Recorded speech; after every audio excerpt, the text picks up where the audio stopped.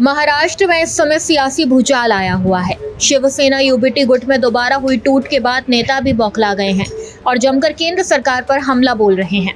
Shiv Sena UBT के सांसद संजय राउत ने आरोप लगाते हुए कहा कि बीजेपी दल बदल कराने और विपक्षी दलों को कमजोर करने पर उतारू है।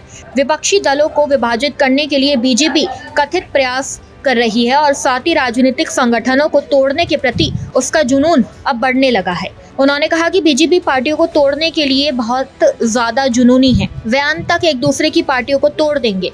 उन्होंने आगे दावा किया कि अगर बीजेपी सत्ता खो देती है तो वह खंडित हो जाएगी। उन्होंने आरोप लगाया, मैंने ये पहले भी कहा है कि जिस दिन वे सत्ता से बाहर हो जाएंगे, ये केंद्रीय एजेंसियां हमारे नियंत्रण में आ जाएगी, बीजेपी 10 टुकड़ों में बिखर जाएगी, वह भी 10 मिनट के अंदर। सुनिए उन्होंने और क्या कुछ कहा। मुझे तो लगता है एक दिन अमित शाह जी और मोदी जी एक साथ बैठकर दोनों को पूछेंगे, चलो मैं तुमको फोड़ता हूँ, तुम मुझे फोड़। बाकी कोई बचेगा ही नहीं ना फोड़ने के लिए।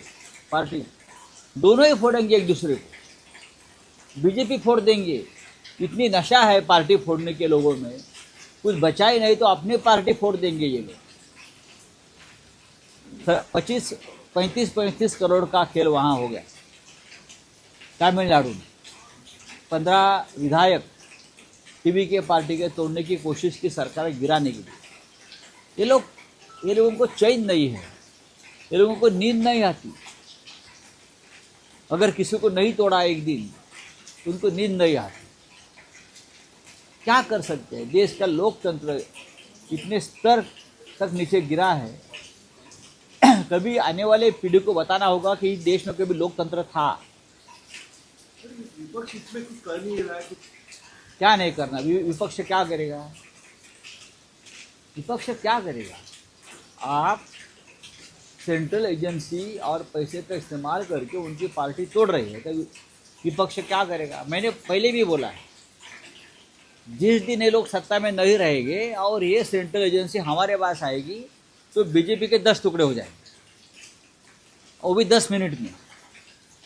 वो भी 10 मिनट में एक भी पार्टी नहीं बचेगी, ना शिंदे बचेगी, ना अजित पवार गुट बचेगा, ना बीजेपी बचेगी।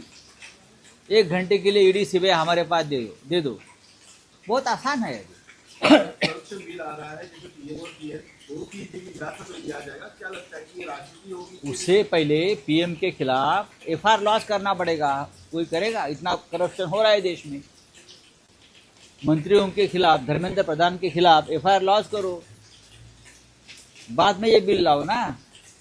इस देश में प्रधानमंत्री के खिलाफ जो अपराध किए हैं, करप्शन, पूरा देश बेच दिया है, लोकतंत्र खत्म कर दिया है। प्रधानमंत्री के खिलाफ कोई अपराध या मुकदमा कोई दायर करेगा तो ही ये बिल का फायदा है, नहीं तो क्या फायदा है? नहीं तो अपोजिशन को अंदर डाल देंगे आप।